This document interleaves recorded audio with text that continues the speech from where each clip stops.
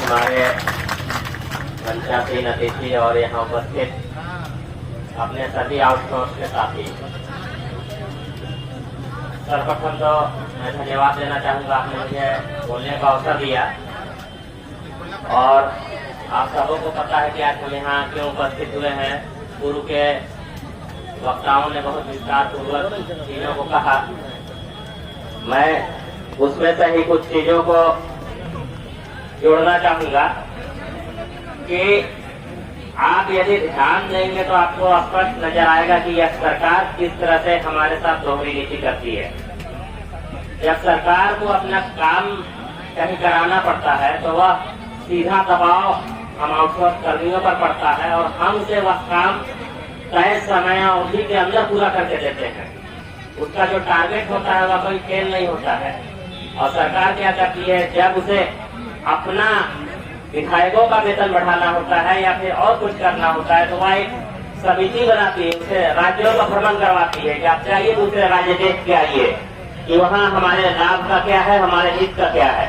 तो हमारे आउटसोर्स के मामले में सरकार एक समिति को क्यों नहीं दूसरे राज्यों में भेजती है कि आप जाइए बिहार में देख के आइए, आप जाइए मध्य प्रदेश में देख के आइए कि वहाँ जिस तरह से आउटसोर्स के कर्मियों का हितों का समाधान किया जा रहा है, उनकी समस्याओं का समाधान किया जा रहा है, उस तरह से हम झारखंड में भी करेंगे।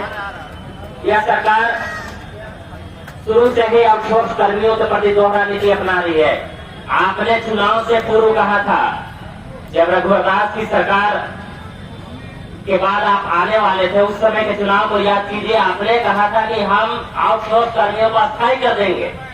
आप चुनाव जीत गए। चुनाव जीतने के बाद आपने क्या किया, आपने आउटसोर्स कर्मियों को अस्थायी करने के स्थान पर पहले अनेक कंपनियां थी, उन कंपनियों को कुछ शॉर्ट लिस्ट करके कुछ ऐसी व्यवस्था बनाई कि बड़ी कंपनियों को लाओ, वह ज्यादा कमीशन देगी।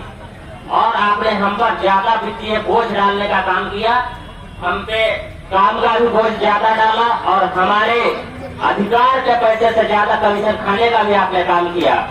इसके बाद जब दोबारा चुनाव आता है तो आप क्या करते हैं, दोबारा चुनाव आने के बाद इस वर्तमान का जो चुनाव है, इससे पहले भी हमारा धरना हुआ था, हमारा प्रदर्शन हुआ था।